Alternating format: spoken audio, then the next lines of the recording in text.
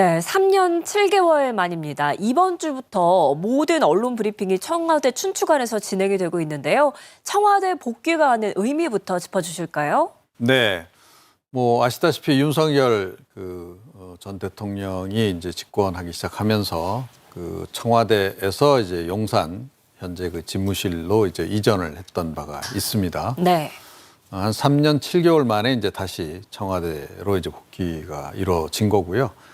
뭐 이사는 25일 정도까지 뭐 일단 마무리를 한다고 하고 관전은 아마 수리를 좀 대대적으로 하는 것 같습니다. 네. 그래서 대통령 부부가 이제 청와대 내 경내에 있는 관저로 이사를 하는 시기는 뭐 내년 1월 중에 이제 이루어질 것으로 그렇게 지금 예상이 되고 있는 상황이고요. 그동안 국민들에게 이제 개방이 돼서 많이 아마 가보셨을 겁니다. 그런데 이제는 뭐 그렇게 전면 개방은 안 이루어지기 때문에 네. 앞으로 그렇게 뭐 전체를 다 경내 전체를 둘러보는 건 이제 어려울 것 같고요. 하지만 이제 부분적으로는 개방을 지금 계획 중인 것으로 그렇게 지금 전해지고 있습니다. 네, 이 청와대 복귀는 이재명 대통령의 후보 시절의 공약이기도 했는데요. 청와대가 가지는 역사적인 의미도 있지 않습니까? 네, 그렇습니다. 그래서 뭐 해방 이후에 이제 초대 대통령 때부터 이제 사용을 해온 그런 공간입니다. 사실 뭐 따지고 보면 그 이전부터 이제 이곳이 이제 관저로 사용이 됐었죠. 그래서 이제 일제 시대에 이제 여기 이제 그때부터 이제 조선 총독 관저로 활용됐던 바가 있고, 네. 또 미군정 시절에는 이제 하지 중장의 관저로 또 사용이 됐고, 이승만 전 대통령부터 이제 여기 초기에는 이름이 이제 경무대로 붙여졌다가 이제 청와대로 이제 바뀌면서 현재까지 이어져 오고 있는 이제 그런 그 상황이고요. 뭐 아시다시피 이제 그 건물 이제 기와가 이제 푸른빛이다 보니까 청와대로 이렇게 이제 불린, 어떻게 보면 대통령의 공간으로서 상징적인 그런 장소로 이제 여겨져 왔고, 1948년부터 2022년까지 이제 사용이 되다가 잠시 국민에게 개방됐다가 다시 이제 대통령의 공간으로 되돌아가는 이제 그런 과정을 거쳤다, 이렇게 보시면 될 것 같습니다. 네, 그런데 이 청와대의 구조 자체가 소통에 장애가 된다, 이런 지적이 여러 번 네. 있었습니다. 그런데 이재명 정부는 투명한 국정 공개를 지향하고 있지 않습니까? 여기에 따른 뭔가 방안도 마련이 됐을까요? 네, 그렇습니다. 그래서 뭐 청와대가 사실은 이제 그 뭐 약간 구중군 걸 같다, 이제 이런 평가를 과거에도 이제 많이 받았었죠. 네. 그리고 대통령하고 참모진하고 거리가 너무 떨어져 있습니다. 그러니까 미국의 백악관 같은 경우에는 이제 대통령 집무 공간하고 그 비서관들, 보좌관들 하고의 공간이 그렇게 멀리 떨어져 있지 않아서 이제 수시로 소통이 이제 가능한 그런 구조인 반면에, 청와대 같은 경우에는 대통령 이제 집무실로 전통적으로 쓰여온 그 관저, 본관 건물하고 보좌진들이 이제 활용하는 이제 여민관이죠. 현재 여민관. 네. 그 사무동하고 거리가 꽤 멉니다. 그래서 이제 참모진들이 대통령을 만나러 가는데도 시간이 꽤 걸리고, 네. 뭐 이제 500m 이상 되니까 이제 걸어가더라도 시간이 꽤 걸리는 거죠.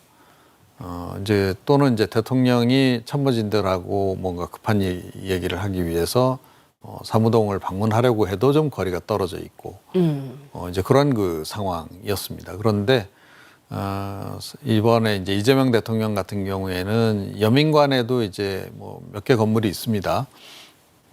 그 중에서 이제 뭐 실장급들이 이제 사용하는 그 공간에 대통령 집무실을 따로 마련한 것으로 그렇게 지금 알려지고 있습니다. 그래서 대통령이 그 본관 건물보다는 주로 여민관에 머물면서 또 수시로 이제 그 참모진들하고 소통을 하면서 업무를 보는 것으로 그렇게 지금 계획이 된 것으로 알려지고 있습니다. 네, 이 세종시에 들어설 세종집무실 건립도 속도를 내고 있습니다. 지금 도시계획안이 확정이 됐고요. 2030년 상반기쯤에 준공 목표라고요? 네, 그렇습니다. 그래서 어제 국제공모전 결과 발표가 나왔죠. 네. 그래서 이제 실행 단계로 이제 들어간다, 이렇게 보시면 되고, 이 공간에 그 대통령 집무실뿐만 아니고 이제 그 그 세종시에 들어갈 국회 의사당 건물도 이제 함께 다 기획이 돼서 공간 배치가 좀 이루어진 이제 그런 그 상황입니다. 그래서 원래 이제 그 세종 국회의사당은 2033년 또 대통령 집무실은 2030년까지 이제 준공 목표인데 지금 대통령 집무실은 조금 준공 시기를 앞당길 것으로 그렇게 지금 전해지고 있습니다. 그래서 네. 이재명 대통령 집권 기간 내에 이제 완성을 해서 아마 다시 한번 세종 집무실로 이제 집무 공간을 이전을 하는 그런 또 이벤트가 있지 않을까 그렇게 지금 예상이 되고 있습니다. 부산에서 해수부가 개청식을 갖습니다. 이재명 대통령도 업무보고자 부산을 찾게 되는데요. 해수부의 부산 이전 의미부터 짚어주실까요? 네, 뭐 이재명 대통령의 공약 사항이기도 했고, 네. 또 이제 부산 지역에서 가장 또 희망해 왔던 뭐 부산 지역 기준으로 보자면 23년 수건 사업이 풀렸다, 뭐 이런 얘기들을 지금 하기도 합니다. 그래서 부산이 지금 최근 들어서 많이 좀 침체되고 있는 지역 경제가 많이 침체되고 있는 상황에서 다시 한번 그 해양 수도로서 이제 발돋움하는 그런 이제 계기가 되지 않을까 싶어요. 이게 이제 뭐 아시겠지만 이제 북극 항로하고 이제 관련해서 부산시를 다시 한번 부흥시키겠다 이제 이런 이제 정부의 목표가 있는 거고, 네. 그에 따라서 이제 일단 해양수산부가 이제 부처 전체를 좀 이전을 한 이제 그런 그 상황이다 이렇게 보시면 될 것 같습니다. 네, 말씀하신 것처럼 북극 항로 개척이라는 중요한 국정 과제를 수행하기 위한 첫걸음인데요. 이제 본격적으로 부산 시대가 열릴까요? 네, 그 뭐 앞으로도 이제 과제는 많이 남아 있습니다. 네. 그래서 뭐 일단 해양수산부가 내려가면서 이제 관련 대기업들도 좀 함께 좀 이전을 좀 준비하고 있죠. 지금 뭐 그 해운사들도 이제 일부 이전을 좀 할 것으로 예상이 되고 있고, 정부가 70% 지분을 가지고 있는 HMM이 이제 과연 이제 내려가느냐 마느냐, 네. 이게 이제 관건인데 정부의 의지가 강하기 때문에 결국은 아마 이제 내려가지 않을까 그렇게 좀 생각이 됩니다. 그래서 부처도 이전하고 그 해운 관련한 업체들도 이쪽으로 이제 모이게 되면 이제 일종의 이제 클러스터가 형성이 되는 거죠. 네. 그래서 이제 훨씬 시너지 효과를 좀 낼 수 있지 않을까. 그래서 해양도시, 해양수도로서 이제 위상을 다시 되찾을 수 있지 않을까 그렇게 지금 예상이 됩니다. 네. 북극 항로 예상 경로는 어떻게 됩니까? 네, 뭐 기존에 이제 그 운송, 특히 이제 한국에서 유럽에서 이제 최대 항구가 이제 그 로테르담인데, 부산에서 로테르담까지 거리가 2만 킬로미터입니다. 그런데 이제 이게 지금 남쪽으로 이제 돌아가는 경로잖아요. 이걸 이제 북극 항로로 해서 북쪽으로 이제 돌아가게 되면 13,000km로 거리가 줄어듭니다. 거의 절반 가까이 이제 줄어드는 거죠.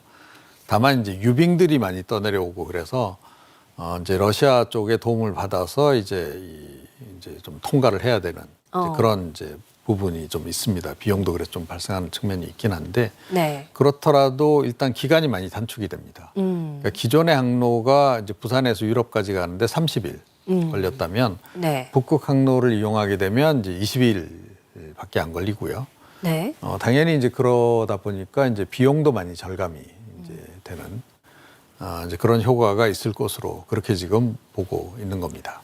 네, 이 북극 항로 시대가 오면은 부가 효과도 상당히 많을 것 같고요. 실제로 10대 해운사 두 곳도 이번에 부산으로 함께 옮기지 않습니까? 네, 지역 활성화 효과도 상당할 것 같습니다. 네, 그렇죠. 그러니까 조금 전에 말씀드렸듯이 이제 부산 지역 경제가 최근 이제 뭐 굉장히 침체기를 좀 겪고 있기 때문에 이제 그 문제를 이제 타개를 해야 되는 상황입니다. 네. 이제 그런 상태에서 일단 이제 해운업이 다시 부산 지역을 중심으로 해서 이제 클러스터가 형성이 되면 당연히 이제 부산 지역 경제가 이제 활성화될 것으로 그렇게 지금 이제 예상이 되고 있고요.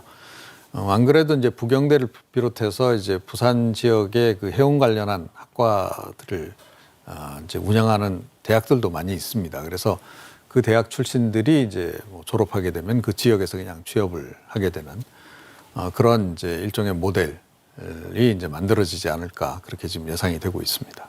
네. 또 오늘 해양수산부 업무보고가 부산에서 진행이 됩니다. 해수부를 마지막으로 업무보고가 마무리가 되는데요. 마지막 업무보고 의미 짚어주실까요? 예. 그러니까 뭐 올해 지금 업무 보고 같은 경우에는 이제 이재명 대통령의 의지에 따라서 이제 실시간 생중계되지 않았습니까? 네. 그래서 이제 많은 화제를 낳기도 하고 또 많은 논란을 이제 유발하기도 좀 했습니다만 어찌됐건 이제 끝까지 생중계로 이제 해서 이제 마무리가 이제 되는 거고요.